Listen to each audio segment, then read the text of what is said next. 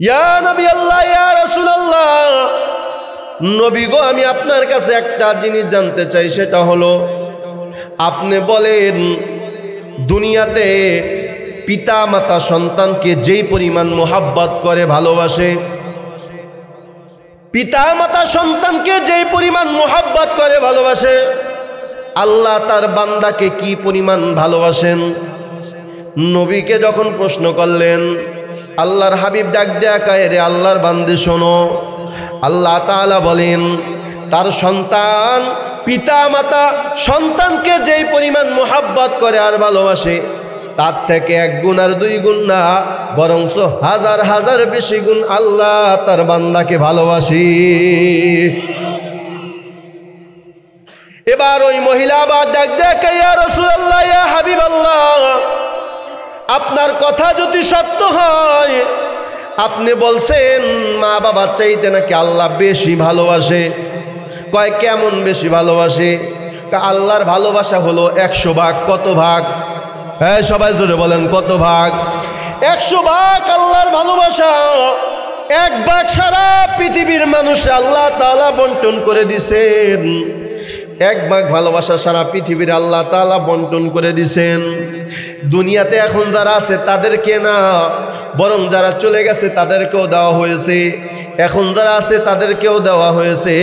সামনে যারা আসবে তাদেরকেও 1 ভাগ ভালোবাসা দেওয়া হবে। সুবহানাল্লাহ। তাহলে 99 ভাগ ভালোবাসা কার কাছে আছে? জোরে বলেন। এই ভালোবাসার ভিতরে মহিলাদেরকে আল্লাহ তাআলা একটু ভালোবাসা বেশি দিয়েছেন। এই কারণে সন্তান যখন বিদেশে থাইকা যখন বিপদে পড়ে, পৃথিবীর সবাই খবর পাওয়ার আগে আগে খবর পায় কে? আরো জোরে বলেন, কে? দুনিয়ার কেউ আগে খবর পায় না। সন্তান যদি বিদেশে গিয়া বিপদে পড়ে, সবার প্রথম খবর পায় হলো মা। কারণ কি? আল্লাহ তাআলা মহিলাদেরকে একটু ভালোবাসা বেশি দিয়েছেন। সবাই বলে সুবহানাল্লাহ। এবার নবী ডাক ডাক, শোনো, আল্লাহ তাআলার কাছে 99 ভাগ ভালোবাসা, 1 ভাগ সারা পৃথিবীর আল্লাহ তাআলা দান করে দিয়েছেন। 99 ভাগ ভালোবাসা তার কাছে আছে। তার মানে আল্লাহর কাছে ভালোবাসা বেশি না কম?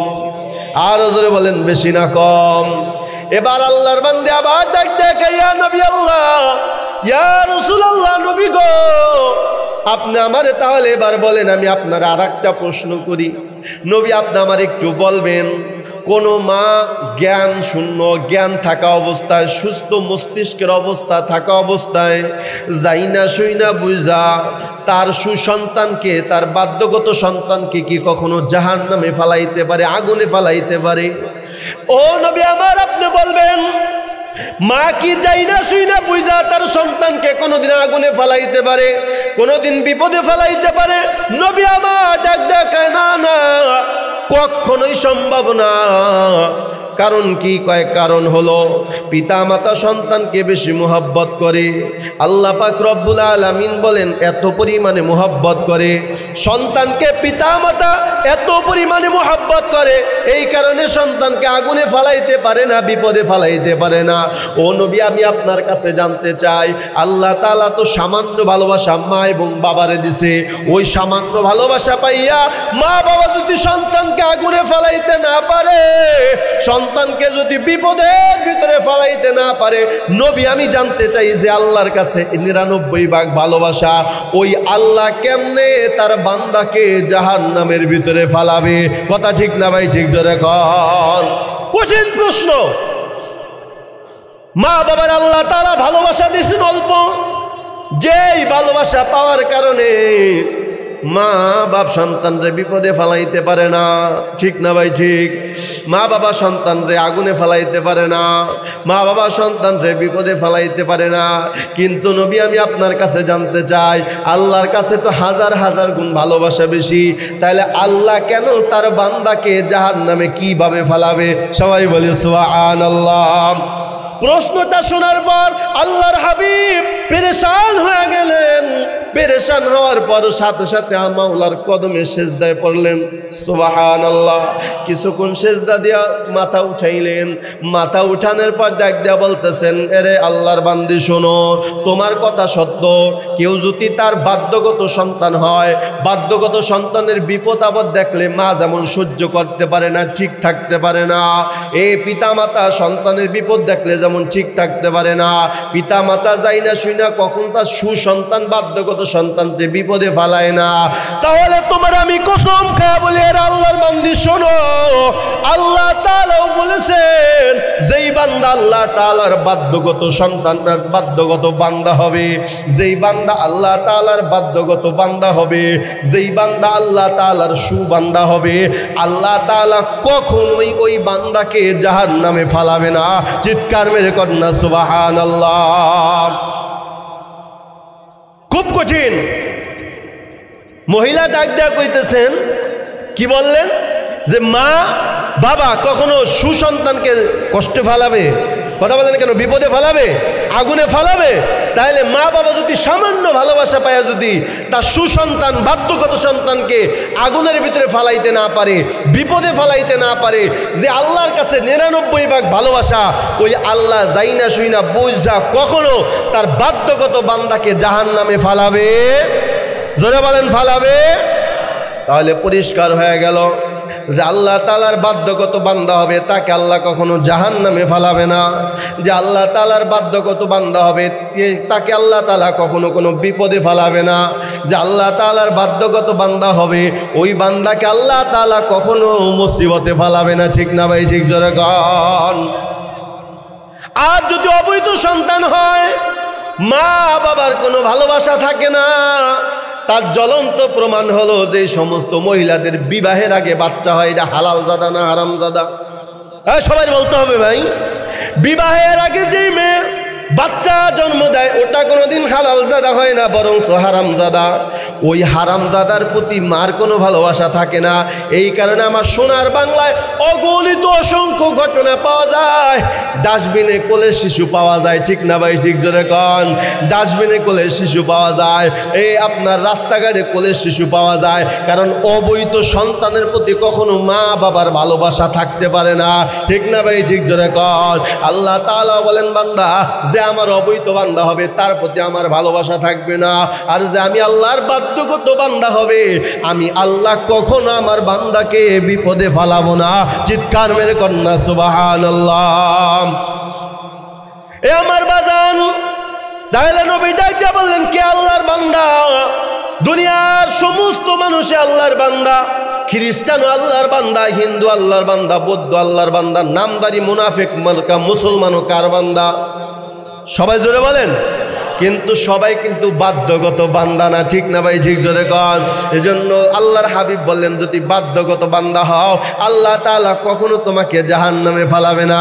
সুবহানাল্লাহ। কয় বান্দাকে? কয় ইবাদত করে যে। সবাই বলে সুবহানাল্লাহ। এই বলেন বান্দাকে ইবাদত করে যে, ইবাদত করে যে সেই হলো কি? এখন আপনি নামাজ পড়বেন না, আপনি রোজা রাখবেন না, আপনি মিথ্যা বলবেন, আপনি অন্যের হক নষ্ট করবেন, আপনি অন্যের ক্ষেত্রে আইল নষ্ট করবেন, মানুষের উপরে জুলুম করবেন, বলেন আপনি আল্লাহর বাধ্যগত বান্দা না অবাধ্যগত বান্দা? জোরে বলেন সবাই। তাহলে আমি পরিষ্কার করে দিলাম বাবা, যে আল্লাহ তাআলার অবাধ্যগত বান্দা হবে আল্লাহ তাআলা তাকেই জাহান্নামে ফালাবে, তাকে আল্লাহ তাআলা কষ্টে রাখবে, তাকে আল্লাহ তাআলা আযাব গজব দিবে। যে আল্লাহ তাআলার বাধ্যগত বান্দা হবে আল্লাহ তাআলা কখনোই তার বান্দাকে জাহান্নামে ফালাবে না। চিৎকার মেরে কন্যা সুবহানাল্লাহ। দুনিয়ার সামান্য ভালোবাসা পেয়ে মা বাবা যদি সন্তানকে বিপদে দেখতে না পারে, আখিরে সন্তানকে বিপদে ফেলাইতে না পারে, যে আল্লাহর কাছে 99 ভাগ ভালোবাসা, ওই আল্লাহ তার বান্দাকে কখনো বিপদে ফেলাতে পারে না। ঠিক না ভাই? ঠিক জোরে কর। তাহলে পরিষ্কার একটা সবক নেন, আল্লাহ তাআলা আমাদের কাছে কয়টা জিনিস পাও না? জোরে বলেন কয়টা? এক নাম্বার হলো কার ইবাদত করা। আল্লাহর ইবাদত করা। বান্দা যদি আল্লাহর ইবাদত করো তাহলে তুমি আল্লাহ তাআলার বাধ্যগত বান্দা হবা। ও দুনিয়ার মুসলমান, কত মানুষ আইসা আমাদের কাছে কান্নাকাটি করে, হুজুর ঘরের ভিতরে বিপদ আর বিপদ, আমি স্ত্রী সুস্থ হওয়ার আগে আগে আমার স্ত্রী অসুস্থ হয়ে যায়, আমার স্ত্রী সুস্থ হতে না হতে আবার আমার সন্তানগুলো অসুস্থ হয়ে যায়। হুজুর একটার পর একটা বিপদ লেগে আছে, কারণ কি তুমি আল্লাহ তাআলার বাধ্যগত বান্দা হতে পারো নাই। যদি বাধ্যগত বান্দা হও, সমস্ত বিপদের জন্য সাহায্য করবেন কে? এজন্য আল্লাহ তাআলা বলেন, বান্দা আমি আল্লাহর পাওনা আদায় করে দাও, এক নম্বরে ইবাদত করবা। আমি আল্লাহর একমাত্র তোমার কাছে পাওনা এক নম্বর হলো ইবাদত করবা। জোরে কোন কার ইবাদত? আল্লাহ তাআলার ইবাদত করবা। আল্লাহ তাআলা বলছেন বান্দা নামাজ পড়ো, বান্দা নামাজ পড়ে না। আল্লাহ তাআলা বলছেন বান্দা মিথ্যা বলো না, বান্দা মিথ্যা বলে। আল্লাহ তাআলা বলছেন সুদ ঘুষ খায়ও না, বান্দা পুরা দমে সুদ ঘুষ ভক্ষণ করতেছে। আল্লাহ তাআলা বলেন আমি আল্লাহর বান্দার নাম দিয়া তারপরে যদি আমি আল্লাহর হুকুম অমান্য করো, তুমি আমার বাধ্যগত বান্দা না, বরং অবাধ্যগত বান্দা। তুমি বিপদে পড়লো, আমি আল্লাহ তোমার দিকে তাকাই না, ঠিক না ভাই? ঠিক জোরে কর। আজ আল্লাহর বান্দা, আল্লাহ নামাজ পড়তে বলছে, বান্দা দুনিয়ার সব কাজের আগে আগে আল্লাহর হুকুম নামাজের জন্য তৈয়ার হয়ে যায়। আল্লাহ তাআলা বলছেন বান্দা মিথ্যা বলা যাবে না, বান্দা মিথ্যা বলে না। আল্লাহ তাআলা বলছেন বান্দা গীবত করা যাবে না, বান্দা গীবত করে না। আল্লাহ তাআলা বলছেন পর্দা করো, বান্দা পর্দা করে, বান্দি পর্দা করে। আল্লাহ তাআলা বলছেন মানুষের নামে গীবত করা যাবে না, বান্দা গীবত করে না। আল্লাহ তাআলা বলছেন সুদ ঘুষ খাওয়া যাবে না, বান্দা খায় না। এইভাবে যদি আল্লাহ তাআলা যতগুলো হুকুম করার জন্য, আদেশ করার জন্য বলছেন, তা যদি বান্দা করতে পারো, যা থেকে নিষেধ করতে বলছেন তা যদি নিষেধ করতে পারো, তাহলে তুমি হবে প্রকৃত আল্লাহর বান্দা। আর আল্লাহ কখনো তোমারে যাই না শুই না কখনো জাহান্নামে ফালাবে না, আর বিপদেও ফালাবে না। চিৎকার মেরে কন্যা সুবহানাল্লাহ। এজন্য আমি আগেই বললাম, পাওনাদারের পাওনা আদায় করতে বলছেন কে? আর সর্বপ্রথম পাওনাদার কে? আল্লাহ। আমাদের কাছে কয়টা জিনিস পাওনা? দুইটা জিনিস পাওনা। এক নম্বর ইবাদত করা। এক নম্বর কি? মুখস্থ থাকবে তো ভাই? এক নম্বর কি করা? ইবাদত করা। দুই নম্বর হলো ইবাদতের ভিতরে শরীক করা যাবে। শিরকের বয়ান অনেক লম্বা, সংক্ষেপে বলি, যেই কাজ করার ক্ষমতা একমাত্র আল্লাহ তাআলা রাখেন, ওই কাজের সমকক্ষ অন্য কাউকে করার নামই হলো শিরিক করা। ঠিক না ভাই? ঠিক জোরে কন। গায়েবের মালিক কে? জোরে বলেন। এখন কেউ যদি আমার পীর বাবায় গায়েব জানে, আমার খাজা বাবায় গায়েব জানে, সাথে সাথে শিরিক হয়ে যাবে। কি হয়ে যাবে? জোরে কন। সাথে সাথে শিরিক হয়ে যাবে। সন্তান দেওয়ার মালিক কে?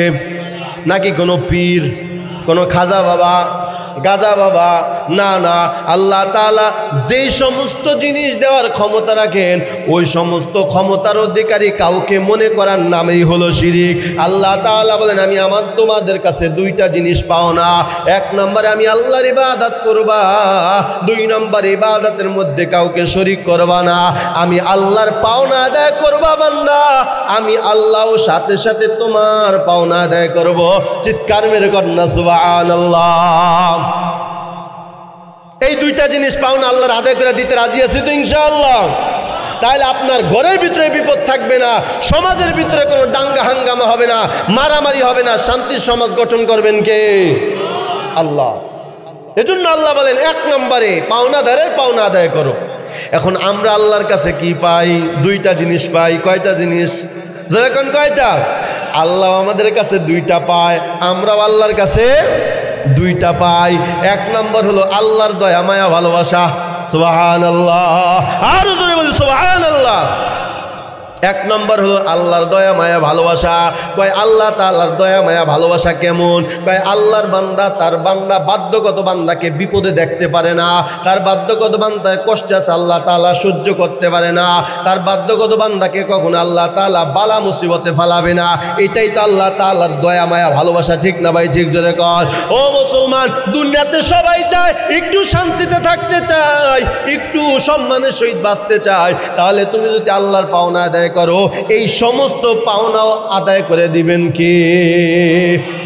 এজন্য আল্লাহ তাআলা যদি পাওনা আদায় করো, তোমার পাওনা আদায় করবেন কে? আল্লাহ। তাহলে আল্লাহর কাছে আমরা 1 নম্বরে পাওনা হলো দয়া মায়া, কন্যা সবাই দয়া মায়া ভালোবাসা। 2 নম্বর হলো শান্তির ঠিকানা জান্নাত, সবাই বলে সুবহানাল্লাহ। 2 নম্বর কি? জান্নাত।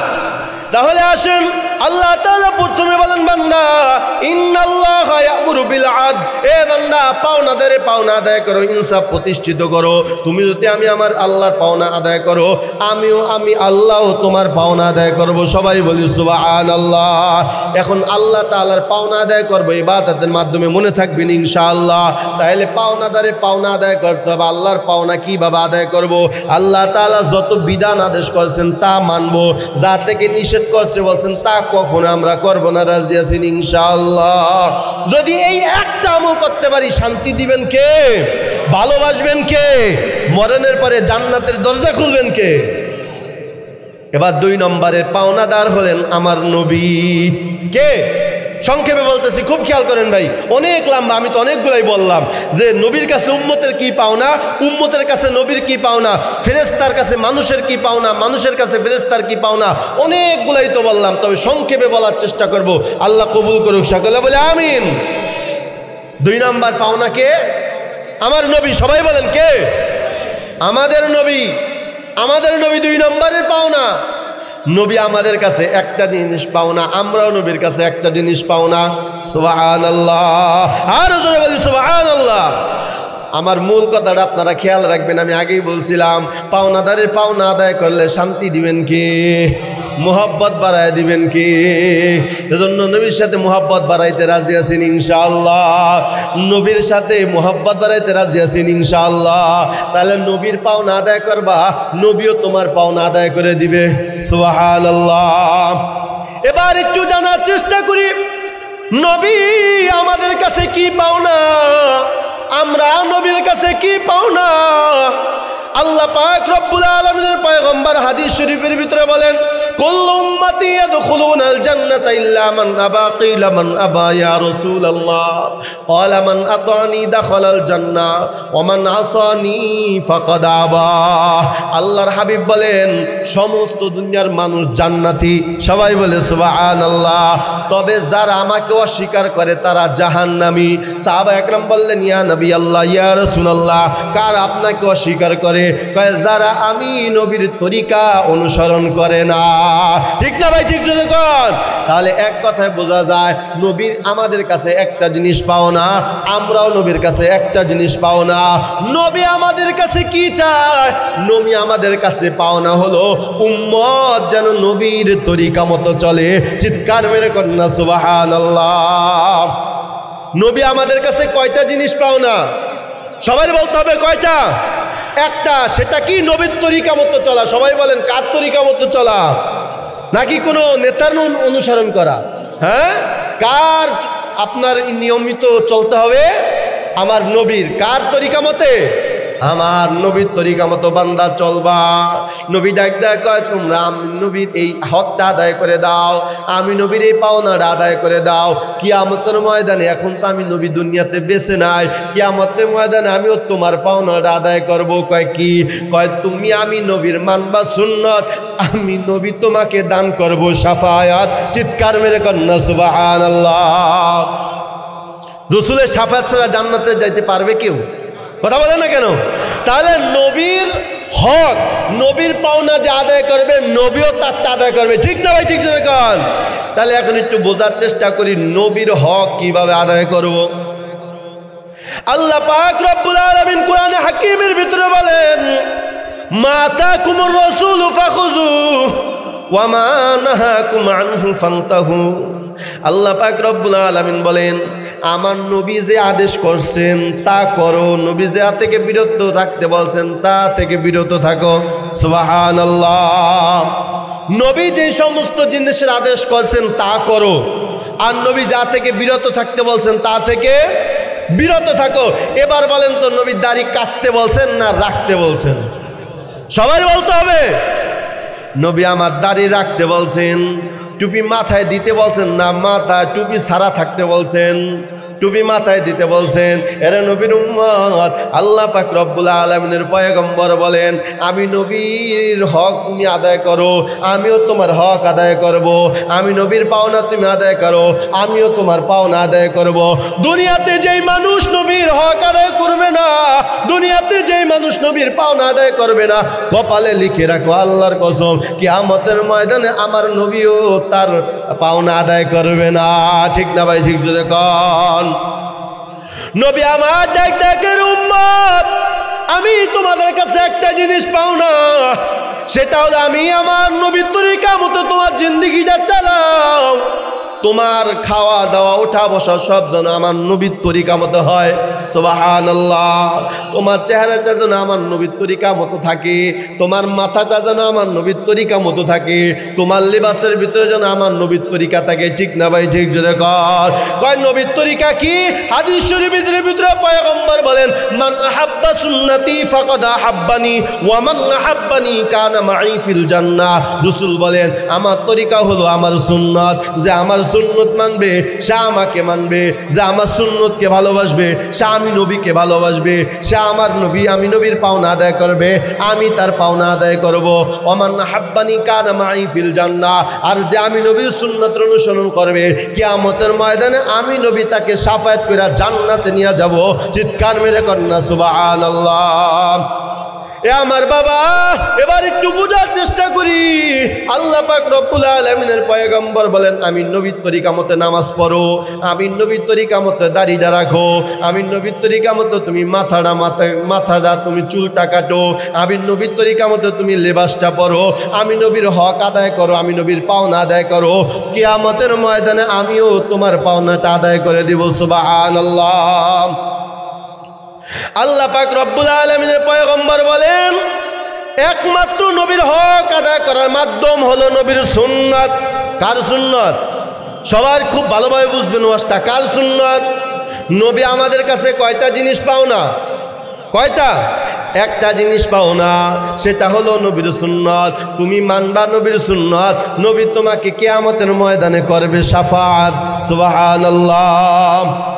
নামাজের ভিতরে নবীর তরিকা নাই, ঘরের ভিতরে নবীর তরিকা নাই, রাষ্ট্রের ভিতরে নবীর তরিকা নাই, সমাজের ভিতরে তরিকা নাই, তোমার ঘরের ভিতরে নবীর তরিকা নাই। কোথা থেকে বাবা শান্তি আসবে?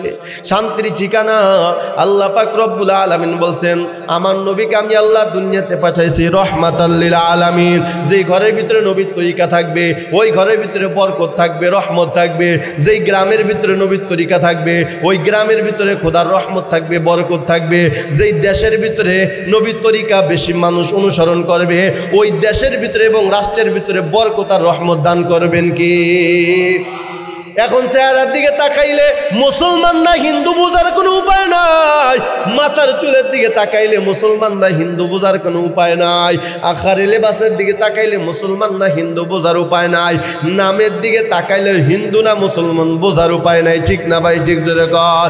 এ যুবক তোদের হাতেও ধরি পায়েও ধরি, খবরদার, আমার নবী ছাড়া কিন্তু কিয়ামতের ময়দানে কেউ শাফায়াত করবে না। অতএব নবীর শাফায়াত যদি তোমরা পেতে চাও, নবীর সুন্নতকে আঁকড়ে ধরো, নবীর সুন্নতকে মুহাব্বত করো, নবীর সুন্নতকে যদি ভালোবাসো, কিয়ামতের ময়দানে আমার নবী তোমাকে হাত ধরে তারপরে জান্নাতে নিয়ে যাবে। চিৎকার মেরে কন্যা সুবহানাল্লাহ। এজন্য কিতাবের ভিতরে লেখে, মানুষের জিন্দেগি হলো দুইটা। কয়টা? একটা হইলো সাংসারিক জিন্দেগি, আর একটা হইলো আমলি জিন্দেগি। একটা সাংসারিক জিন্দেগি, আর একটা আমলের জিন্দেগি। দেখেন, নবীর তরিকা মতে কেউ যদি চলে, সংসারেও যদি কাজ করে, সংসারেও বরকত দিবেন কে? আবার আমলের ভিতরে যদি নবীর তরিকা চলে, বরকত দিবেন কে? সাংসারিক কাজ হলো ঘুমানো, খাওয়া দাওয়া, প্রস্রাব পায়খানা করে, এগুলো হলো সাংসারিক কাজ। এই কাজটার ভিতরে যদি নবীর তরিকা থাকে, বরকত বাড়ায় দিবেন কে? এজন্য আল্লাহর হাবিব বলেন, আমার পাওনাটা আদায় করে দাও। কেমন ভাবে আদায় করবা? দাড়িটা লম্বা করো। সুবহানাল্লাহ বলেন সবাই। দাড়িটা লম্বা করো, মাথায় সব সময় টুপিটা রাখো। এ তোমার দাইমি সুন্নত অনুযায়ী তুমি চলতে থাকো, নবীর সুন্নত তরিকায় তুমি চলো, তোমাকেও জান্নাতি বানায় দিবেন কি? আর যদি নবীর তরিকা বাদ দিয়া আপনি খ্রিস্টানদের অনুসরণ করে, হিন্দুদের যদি অনুসরণ করেন, কপালে লিখে রাখেন আপনার শাফায়াত হবে জোরে বলেন নবীর শাফায়াত আপনার নসিব হবে। তাহলে 2 নম্বরে পাওনাদার কে? নবী। কে? জোরে বলেন সবাই। নবী হলেন 2 নম্বরে পাওনাদার। তাই নবী আমাদের কাছে কি পাওনা? নবীর তরিকা। ভাই কি সবাই বলেন? নবীর তরিকা মানে নবীর সুন্নত। যে নবীর সুন্নতকে মানবে সে নবীর পাওনা আদায় করবে, আর যে নবীর পাওনা আদায় করবে তারও পাওনা আদায় করে দিবেন কে? আমার নবী। ঠিক না ভাই? ঠিক। আর নবী কিভাবে আপনার আমার পাওনা আদায় করবে? নবী শাফাআতের মাধ্যমে আমাদের পাওনা আদায় করবে। সবাই বলি সুবহানাল্লাহ। তাহলে বলতেছিলাম ধারাবাহিকভাবে 1 নম্বরে পাওনাদার হলেন আল্লাহ। আল্লাহ আমাদের কাছে কি চায়? কয় 2টা জিনিস পাওনা।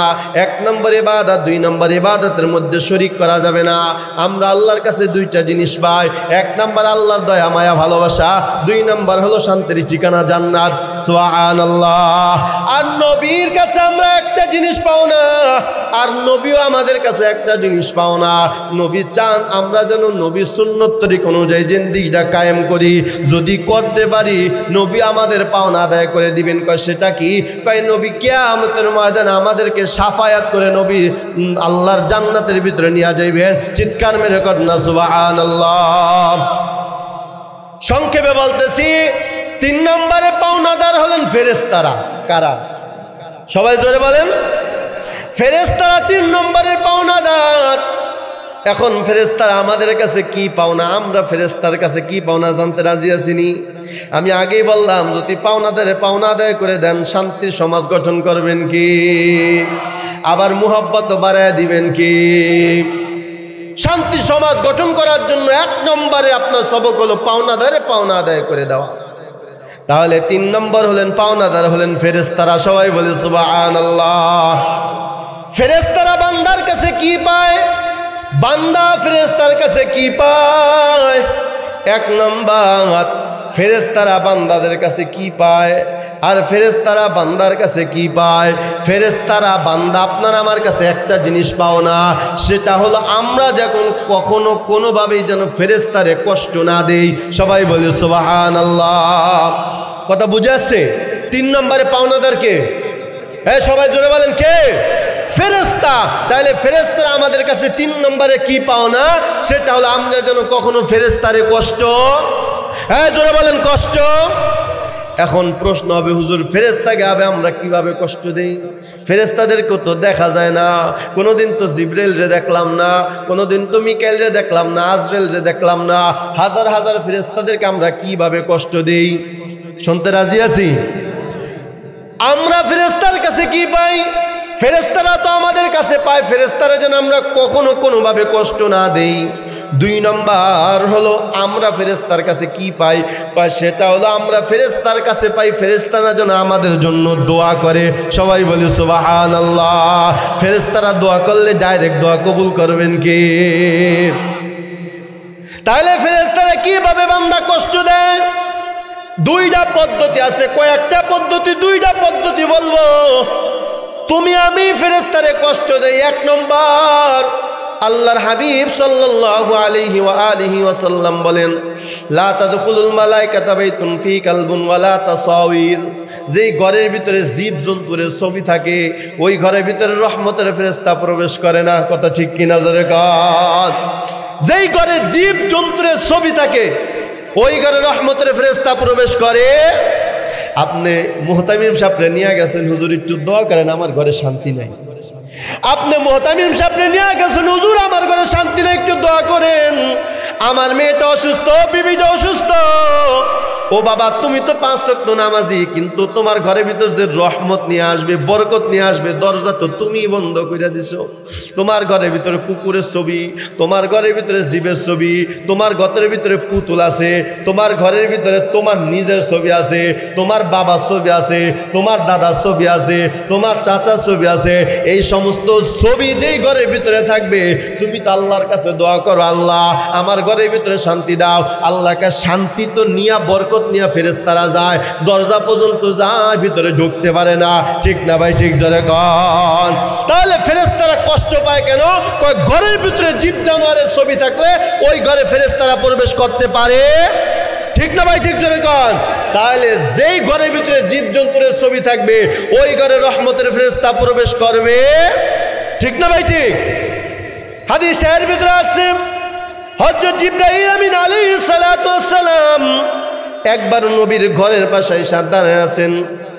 নবীর ঘরে ঢোকার অনুমতি চাইতেছেন। নবী ডাকা ভাই জিবরাইল এতদিন তো অনুমতি চান নাই, এখন কেন অনুমতি চান? হাদিসের ভিতরে আছে আল্লাহর হাবিব যখন এই প্রশ্ন করছেন, নবী কখন প্রশ্ন করলেন জিবরাইল আমিন ডাকা ইয়া নবী আল্লাহ ইয়া রাসূলুল্লাহ, আপনার ঘরের ভিতরে আমি বরকত নিয়ে ঢুকতে পারতেছি না, আমার খুব কষ্ট হয়। কয় কেন?